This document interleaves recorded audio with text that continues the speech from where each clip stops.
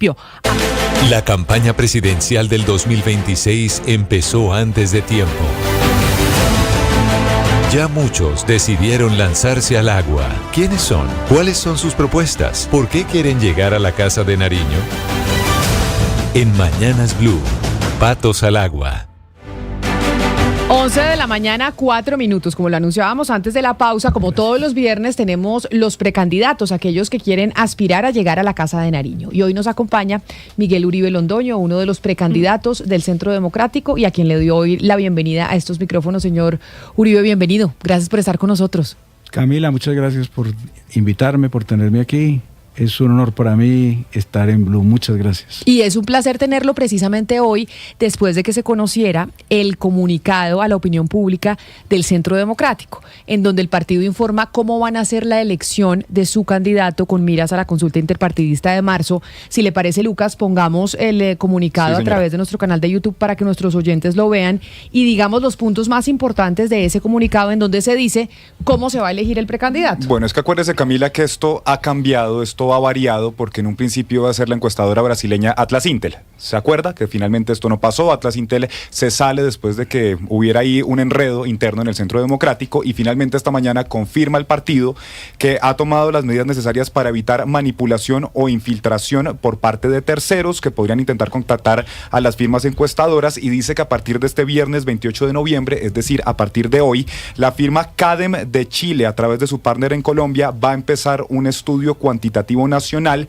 mediante entrevistas, es decir, mediante encuestas autoadministradas vía internet basadas en un cuestionario previamente acordado. Es decir, va a contar en total con 2.100 entrevistas aplicadas a ciudadanos en general y que van a estar distribuidas por regiones en todo el país. De esta manera, entonces, van a escoger a través de esta encuestadora chilena en teoría, o van a ver quién gana aquí, porque acuérdese usted también que una de las cosas de las que se ha hablado es que finalmente la última palabra la tendrá el expresidente Álvaro Uribe junto a Gabriel Vallejo, director del partido, y que de hecho ya se ha dicho que podría ser uno o dos los candidatos del Centro Democrático. Es decir, según este comunicado, se utiliza esta firma encuestadora chilena, sí, y además se otorga o se reserva el derecho a poner otro candidato distinto al que diga esa encuesta o ese estudio el expresidente Álvaro Uribe. Eso no lo dice el comunicado, esto ya se había conocido antes. El mismo partido ponía en el comunicado anterior el candidato o los candidatos entre paréntesis, y entonces todo parece indicar, Camila, que los resultados de esta encuesta se van a publicar a mediados de diciembre, pero como le digo, la última palabra finalmente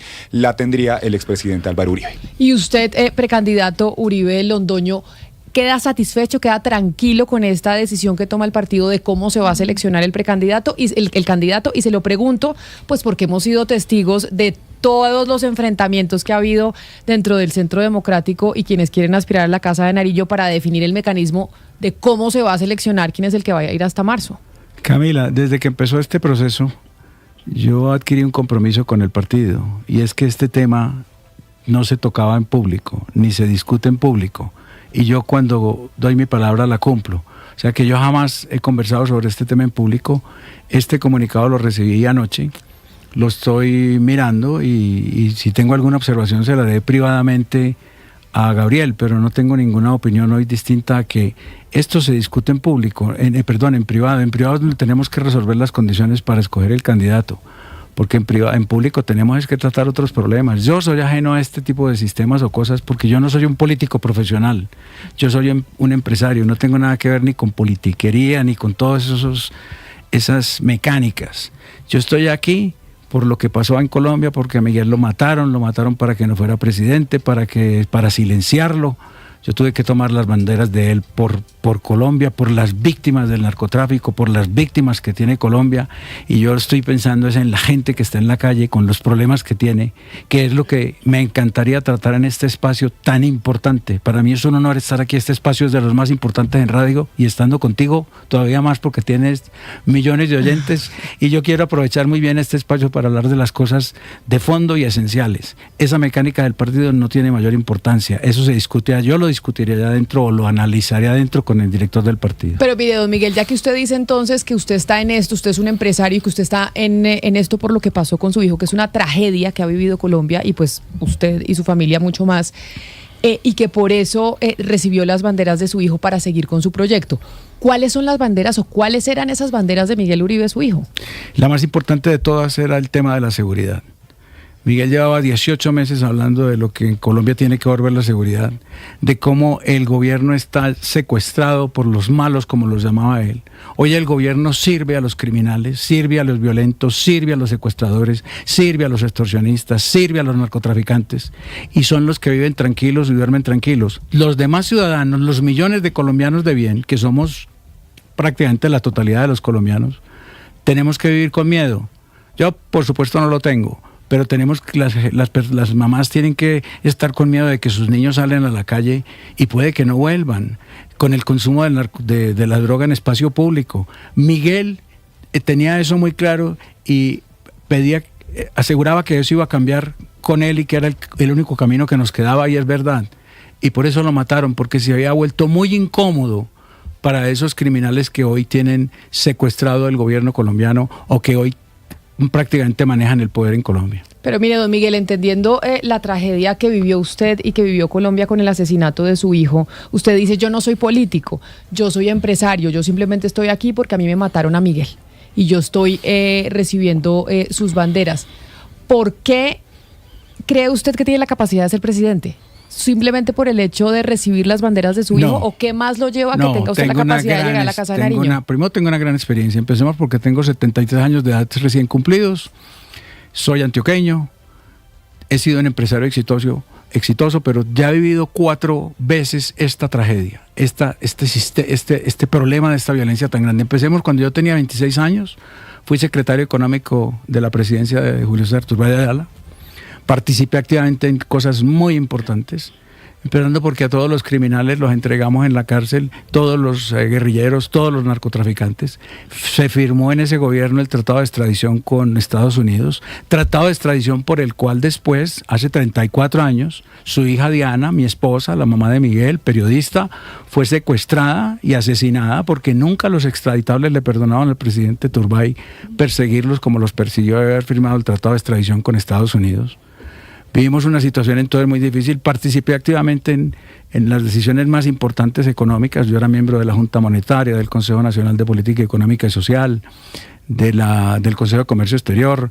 O sea, yo conozco el funcionamiento del Estado, pero no he participado activamente en las decisiones que hoy se han tomado porque estaba en otro mundo. No obstante, nunca me he separado y lo conozco. Luego en 1990 me toca vivir lo de Diana. En mi casa, en febrero de 1989, se empezó el proceso de paz con el M-19, irónicamente. Ese por cuenta de presidente del M-19, Miguel ha sido asesinado porque el responsable político del asesinato de Miguel es Petro. Si quieres ahora te digo por qué. Y empezamos, vino un abogado de Cali a plantearle a Diana y a mí que Carlos Pizarro quería hablar con ella, el entonces jefe del M-19. Ella se reunió con él varias veces y de ahí nació un proceso que un año más tarde estaba terminado, y eso me tocó vivir los 4 años del noticiero Krypton muy activo que tuvimos entre 1980 y 1990 con ella y su revista Hoy por Hoy, manejando problemas políticos y conociendo a los políticos sin necesidad de estar tomando las decisiones, pero he estado vinculado. Luego en 1990 fui senador.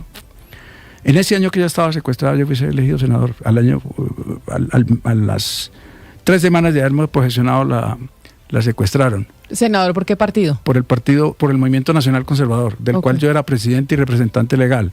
Lo que pasa es que fuimos revocados por la constituyente que se convocó el 9 de diciembre. Y que luego en el primer semestre de 1991 tomó la decisión de revocar el Congreso.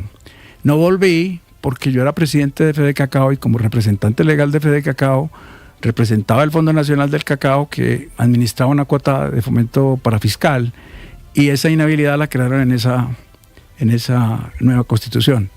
Luego en 2002 pues volvimos a vivir esta tragedia que vivimos con Álvaro Uribe, ya yo dedicado a otra actividad, y desde 2010 he estado detrás de Miguel. Yo formé a Miguel desde chiquito, lo formé además, un niño de 5 años, de que me encargué de que viviera sin deseo de vengarse, sin deseo de hacer violencia con violencia, y por eso se había convertido en el personaje que se convirtió y lo que él quería, que era transformar de verdad a Colombia. Y siempre estuve al lado de él, coequipero en su proyecto de gobierno, lo conozco muy bien, como he sido empresario, sé resolver los problemas de la gente, porque un líder tiene que resolver los problemas de la gente, y yo estoy en capacidad de hacerlo porque sé pagar impuestos, sé armar proyectos, en fin. Tengo mucha experiencia en la vida que me permite ser presidente de Colombia para armar los equipos que hay que armar y tomar las decisiones que hay que tomar el 8 de agosto de este año, del año entrante.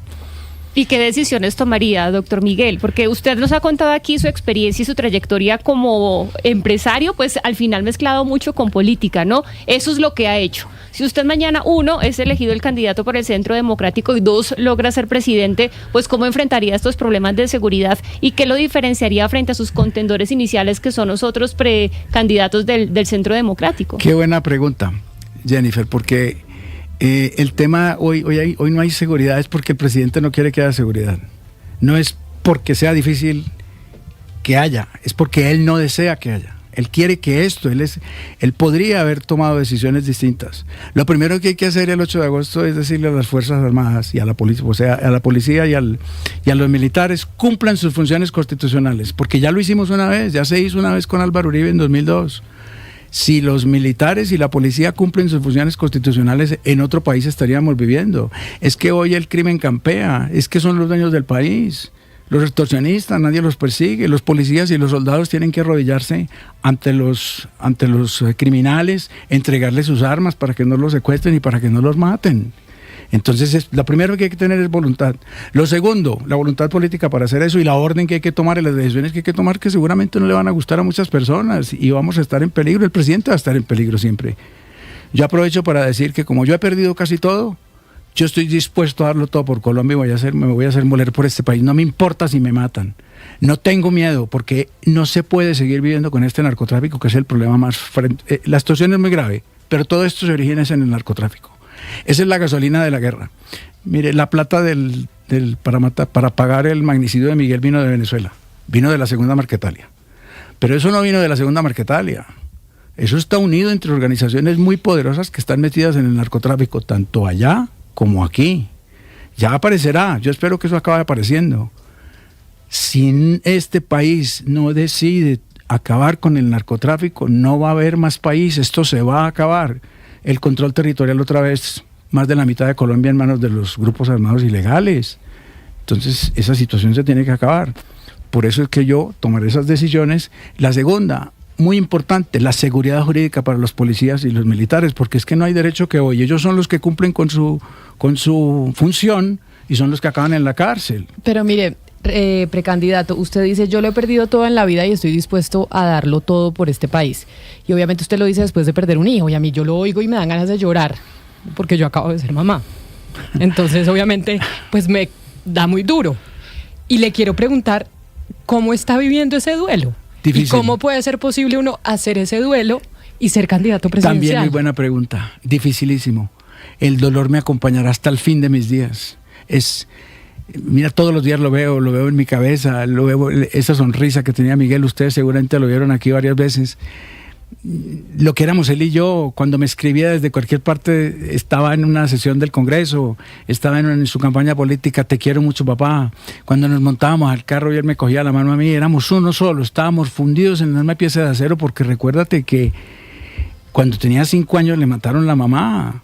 Y eso, a mí ya me tocó vivir esta vaina, primero allá ahora, que es como la que vive hoy María Claudia, la esposa de Miguel, y ahora me tocó esa escena que me tocó a mí vivir el 25 de enero de 1991 en Medellín, en el quirófano de la entonces Clínica Luz Castro de Gutiérrez, que hoy es el Hospital General de Medellín, cuando acaba de morir Diana, que la traen en un helicóptero desde Copacabana con unos signos vitales ya muy poquitos, pero los médicos trataron de revivirla. Y no esperamos, el presidente Julio César Turbay y la señora Nadia Quintero, que estaban conmigo, no esperamos que le hicieran nada al cadáver, ni que lo tocaran, y entramos y la vemos en ese quirófano con el cuerpo, el tórax prácticamente destrozado porque la habían tratado de salvar, y al lado izquierdo mío, yo estoy en la cabecera de la mesa, el presidente Turbay, y al otro lado la señora Nadia. Eso es inenarrable. No me alcanza mi capacidad de describir las cosas para explicar lo que yo viví en ese momento. El dolor mío como esposo y como padre porque pensaba era en el niño, que llevaba 4 meses y medio preguntándome a mí, ¿cuándo vuelve mi mamá? Y mandándole besos a través de las cámaras de nuestro noticiero Krypton. ¿Y qué le explica a un niño de esos? Y después tener que llegar a Bogotá. Bueno, eso duró más o menos 1:30. No había forma. Yo les pedía a ellos que nos fuéramos. Y los papás, pues lo mismo que me pasó a mí, cuando si ustedes me vieron a mí en el Capitolio, cuando yo me aferraba al ataúd de Miguel, era porque yo lo que quería era meterme en el mismo cajón con él. Porque esto primero no tiene explicación. Ninguna de estas tragedias tiene explicación, y menos si una persona como yo, que soy creyente. Yo soy creyente y creo en Dios, y no quiero modificar mis creencias ni me voy a poner a pensar por qué me pasó. Por el contrario, creo que la voluntad de Dios es que definitivamente esto tiene que llegar a un buen final. Entonces, cuando yo llego al día siguiente, esta noche llegamos con el cadáver de Diana a Bogotá, y por la mañana el niño dormía conmigo, Miguel dormía conmigo, y decirle, tu mamá se murió, yo no le dije la mataron, eso se lo supo posteriormente, pero en el colegio rápidamente se lo dijeron. Me acompañas al entierro, y él me acompañó y estuvo con ella, y estuvimos desde las 9 de la mañana en la Cámara Ardiente en el Consejo de Bogotá hasta que a las 5 de la tarde salimos del cementerio con la última palada de tierra. Hasta ahí me acompañó el niño sin llorar, al lado mío. Yo lo cargaba, lo cargué entrando a esa catedral, el ataúd en una mano, el niño en otra. Lo recordé ahora el 13 de agosto cuando me tocó vivir y ver el hijo de Miguel poniendo la flor en el ataúd de la mamá, del papá.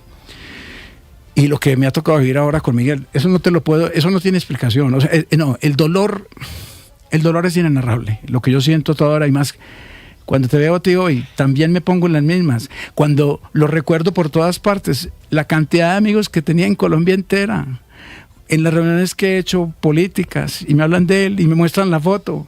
Muy difícil, pero eso es lo que me da fuerza para hacer lo que estoy haciendo. Tengo un deber moral por él, por su legado, por los niños y los jóvenes de Colombia y por Colombia. Claro, pero hay quienes dicen que usted no logrará llegar a la Casa de Nariño. Entonces, que ese deber moral de dice por los niños, por Colombia, quienes están en el sector político al que usted pertenece, digamos que es como a la centroderecha de este país, dicen, si es Miguel Uribe Londoño el seleccionado, digamos, del Centro Democrático, no va a lograr en marzo ganarle a otros que están ahí dentro de la contienda. Y entonces el partido, el Centro Democrático, no sería el ganador de las elecciones en esa contienda interpartidista. Hay una cosa que sí puedo decir sobre el Centro Democrático. Llevo 92 días en esto desde que empecé el 26 de agosto. Desde que en la Plaza Núñez del Senado, del Congreso, dije, voy a hacer esto. Tomé la decisión, la familia tomó la decisión de que fuera yo. La familia somos María Claudia, Delia, mi señora, María Carolina Hoyos y yo. Aceptando la invitación que el presidente Uribe nos hizo, porque fue que 4 días después de mi discurso en la catedral, que fue para mí lo que cambió la historia, ya voy a elaborar más sobre eso, nos invita a que la familia ponga un 5º miembro. Decidimos que fuera yo por lo que ya les he dicho, porque era coequipero, porque conocía, porque si lo íbamos a hacer era para buscar una persona que tuviera posibilidad de ganar, no simplemente poner un nombre para rellenar.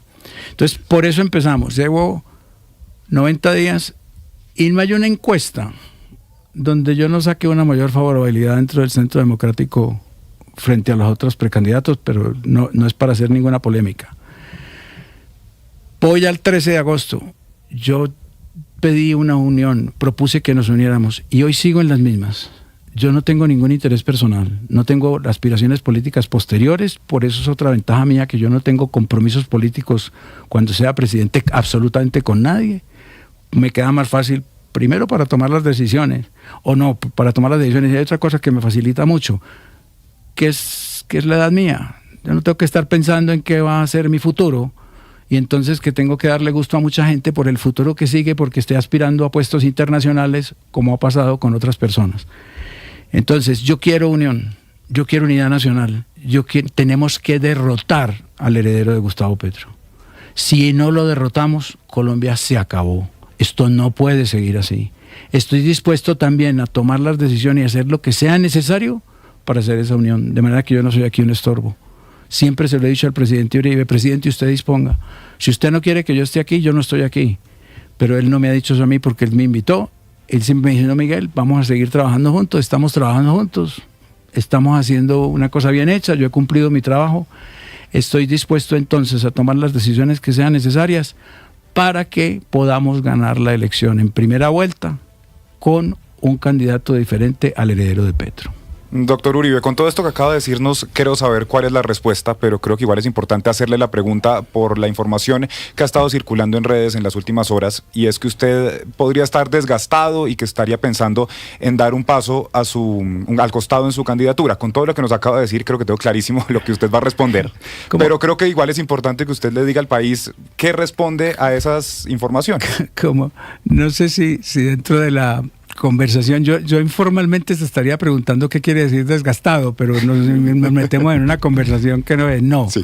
Yo pienso seguir adelante, yo estoy en esto, en un trabajo serio, esto fue serio, ha sido muy serio, los 90 días de trabajo que yo llevo han sido muy serios, pues tan buenos han sido que si se pueden ver el resultado, no tengo yo por qué ponerme a hablar de eso aquí, y voy a seguir, voy a continuar hasta que mientras esté yo trabajando como estoy trabajando hoy, por la unidad nacional, porque salvemos a Colombia, no voy a dejar de hacerlo. No me voy a ir para mi casa ni para ninguna parte ni para mis empresas. Sigo al frente de lo que estoy haciendo.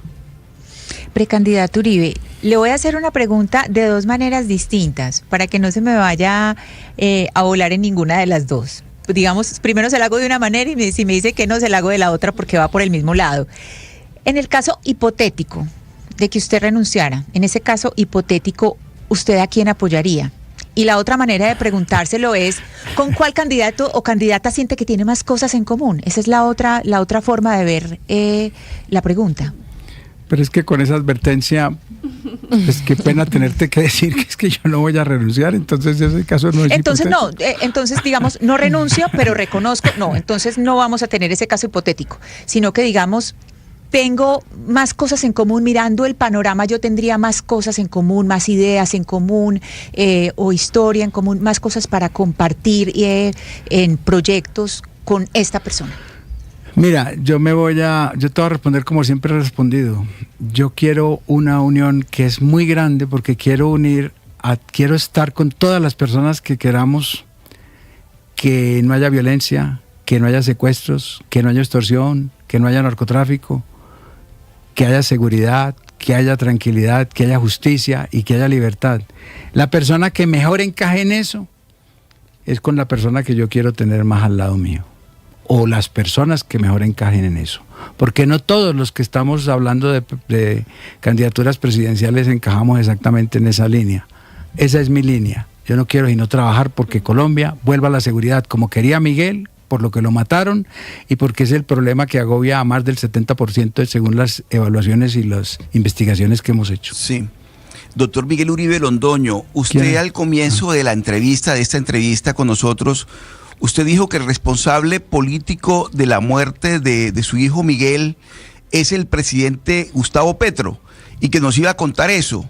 ¿Por qué considera usted que la responsabilidad política de la muerte de su hijo Miguel recae en el presidente Gustavo Petro? Gracias, Oscar. Excelente pregunta. Mira, el presidente Petro cambió sus armas que usaba en la selva por una que usa muy frecuentemente, casi diariamente, desde las no sé qué horas del amanecer, que es su teléfono celular. Y es el arma que usa para la violencia verbal que él utiliza. Te voy a poner dos ejemplos con Miguel. Uno de ellos, Miguel es el nieto de un expresidente que torturó 10.000 personas. El senador Miguel Uribe Turbay, el senador Miguel Uribe Turbay debe desaparecer. Como eso hay 40 trinos hostigando a Miguel. Lo hostigó hasta más no poder. Eso tiene un efecto. Todo eso tiene un efecto. Eso no es que los seguidores de él y la gente que está alrededor de él no le haga caso. Le puede hacer caso a lo que le está diciendo, porque así funciona la vida. Eso está requete probado. Entonces, Petro estaba detrás de hostigar a Miguel, estuvo detrás de hostigar a Miguel, y por eso lo hago yo responsable político de su magnicidio, porque si no, eso no hubiera sucedido. Es demasiado profunda, grande la organización que está detrás del asesinato de Miguel. No es solamente un criminal, eso tiene más complejidades.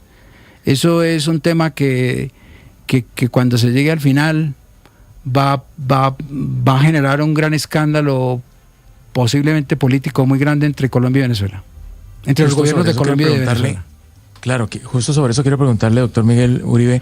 Usted dijo también que el crimen de su hijo Miguel se financió y se planeó en Venezuela. ¿Qué información tiene usted? ¿Por qué la segunda Marquetalia tendría interés en acabar con la vida de Miguel? ¿Por qué desde Venezuela, si el régimen de Maduro tuvo algo que ver con ese tema? ¿Y qué información concreta tiene usted al particular? Mira, la información todavía no la tengo concreta de saber por qué la segunda Marquetalia tuvo o no tuvo, pero la persona que ese último detenido está vinculado a la segunda Marquetalia, y de ahí y por ahí llegó la plata. Lo que estamos tratando de establecer es de dónde viene. Si viene del gobierno de Venezuela, si participa el gobierno de Colombia, eso es lo que está en estudio. Pero, ¿y por qué pienso yo en el gobierno de Venezuela? Porque ya Diosdado Cabello habló de mí, porque ya habló de mi declaración, porque ya la mencionó. Pero no, por ahora, Venezuela y Marquetalia. Yo no puedo adelantar mucho más. La Fiscalía ha hecho un trabajo muy bien hecho, muy bien hecho. Aprovecho para felicitar a la Fiscalía, a los fiscales que han venido trabajando en esto. Primero en haber ya logrado establecer toda la participación material, que son 7 personas.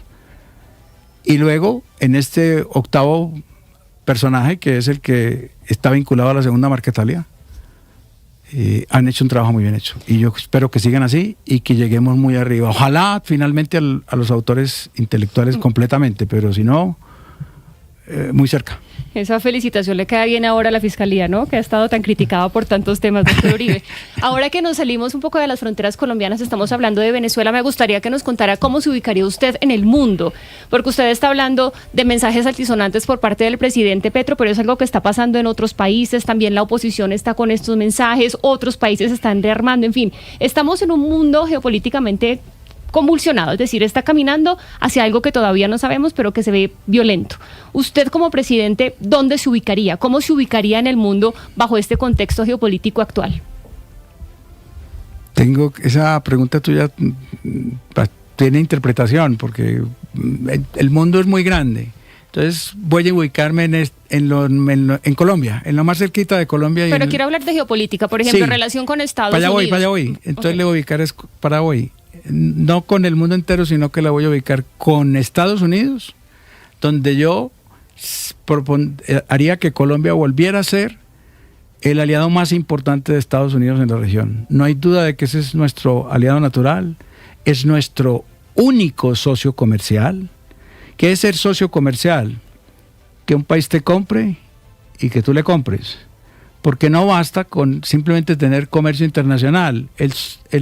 El más grande, nosotros tenemos un comercio internacional muy grande con China, pero Colombia le compra. China no le compra a Colombia.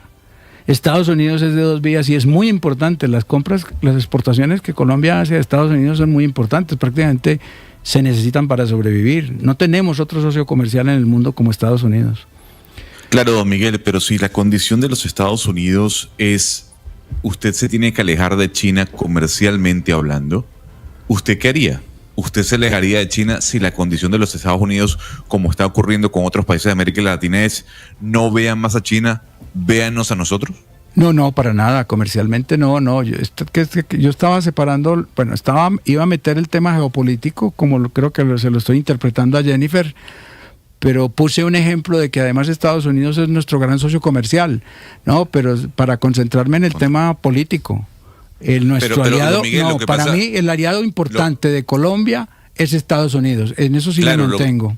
Lo que pasa es que Estados Unidos, a través de la política, puede coaccionar y puede presionar a sus socios a no ver a China. Y el hecho de no ver a China significa un impacto en el comercio. Por eso le pregunto, si Estados Unidos, en la búsqueda que usted tiene de tener un mayor acercamiento con Colombia, le exige a usted, deje de ver a China, haga más negocios conmigo, aléjese del gigante asiático, ¿usted qué haría? No, es que Estados Unidos no nos va a exigir eso. Estados Unidos lo que nos va a pedir es que actuemos contra el narcotráfico. Eso sí, está buscando es qué países que tienen narcotráfico detrás y que les exportan droga a ellos, actuemos contra el narcotráfico. Y yo estoy decidido a actuar contra el narcotráfico, no necesito ni siquiera que Estados Unidos me lo diga, pero esa es la exigencia de ellos y la seguridad del hemisferio, pero no comercial. Mira, a Estados Unidos no le hace... ¿Cómo describírtelo? Eso es minúsculo, eso es lo más minúsculo del mundo, que si nosotros si China nos compra, si nosotros le compramos a China 15 mil millones de dólares o 20 mil, eso se mueve en la economía de Estados Unidos cada 15 segundos, cada segundo. Eso es insignificante para los Estados Unidos. Su comercio exterior jamás dependerá de nosotros. Y es que Colombia es un país pequeñísimo en el comercio mundial. Entonces no es por ahí. Ellos lo que nos van a exigir a nosotros es lo que le han exigido al presidente Petro, y es que el narcotráfico es un mal mundial, no solamente colombiano, para que nos limitemos a decir, es que como ustedes consumen cocaína en Estados Unidos, Colombia no la puede perseguir. No, nos está dañando la sociedad colombiana, nos está dañando nuestros niños, nos está dañando nuestro país, nos está dañando nuestra economía. Esa convicción la tengo yo y tengo suficiente demostración y pruebas para que eso sea así a través de 50 años, desde que me tocó vivir la primera vez esto en 1978 con la presidencia del presidente Turbay y con Pablo Escobar en 1990. De manera que si esa exigencia es bienvenida, no la necesitamos, yo la haré igual. Sí, doctor Uribe, pues esta conversación usted precisamente la ha llevado desde el origen de todo lo que ha vivido, de los años 70, de la presidencia del doctor Julio César Turbay Ayala. Y yo le quisiera traer la pregunta al día de hoy, pues porque el origen de su candidatura es precisamente pues el asesinato de su hijo. Y en ese sentido, pues eso ya es de común conocimiento. Todos sabemos que ahí hubo una falla grandísima en el esquema de Miguel, su hijo. ¿Cómo está su esquema de seguridad? ¿Usted tiene esquema de seguridad? ¿Se siente seguro? Ana Cristina, hablando del esquema de Miguel, Miguel estaba mal protegido. El esquema de él era muy minúsculo, muy pequeño, muy débil frente a lo de muchos otros precandidatos que tenían 5 veces más que él. Él pidió ahí, se me olvida el dato exacto, pero 30 comunicaciones a la UNP, siempre pidiendo que les reforzaran su seguridad, y nunca se la quisieron dar. La última fue 2 días antes de que lo asesinaron, del día que lo asesinaron, del 7 de junio. O sea que no le quisieron dar protección. A esa hay que agregársela a lo que hablamos ahora del responsable político de la muerte de Miguel, porque el gobierno no quiso proteger a Miguel. La mía, tengo que decir que agradezco a la policía como me estaba protegiendo hoy. Me siento bien, pero nunca va a ser suficiente. Además porque tengo razones para saber que estoy perfectamente en la mira de los mismos que mataron a Miguel, pero como dije antes, no tengo miedo. Ojalá tuviera más, debería tener más protección, y estoy pensando cómo voy a hacer, porque eso privadamente pues tiene un valor muy alto que yo hoy no tengo cómo hacerlo, pero tengo que llegar a poder hacerlo, porque cualquier protección no sobra. La situación que estamos viviendo es supremamente grave, y lo más grave aquí es un francotirador. En cualquier momento nos pueden matar a cualquiera de nosotros. Yo le quiero agradecer enormemente que usted haya venido aquí a hablar con nosotros en esta sección de Patos al Agua, en donde pues queríamos conocerlo, don Miguel. Queríamos también pues saber de ese candidato que hoy está liderando las encuestas del Centro Democrático, porque lo que usted decía es cierto. En todas las mediciones, que incluso las hemos reportado aquí, usted ha aparecido como el primero dentro de esos candidatos que tiene el partido. Y quizá mi última pregunta es eso. Usted haciendo el recorrido, haciendo campaña presidencial, ¿con quiénes ha sentido mayor conexión? ¿Quiénes son los que lo están apoyando a usted en estos momentos, que lo tienen a usted como con la mayor intención de voto dentro de los candidatos del partido? Mira, yo creo que mi situación, Miguel trascendió el Centro Democrático. Por lo que yo veo, otra buena encuesta que yo hago es en los aeropuertos, en los restaurantes, cuando viajo. Ayer estuve en Cartagena, espontáneamente la gente se me arrima. Es mucha la gente que me arrima. se toman la foto conmigo, me expresan las condolencias por Miguel. Siga adelante, lo apoyamos, lo respaldamos. Yo creo que hay, fuera del apoyo en el partido, que quedó demostrado desde el día que lancé, que dije que había aceptado ser yo, o que iba a ser yo en la Plaza Núñez del Congreso, donde estaban. En ese momento Miguel tenía más del 70% del apoyo dentro del partido, de los congresistas y de los diputados y de los concejales.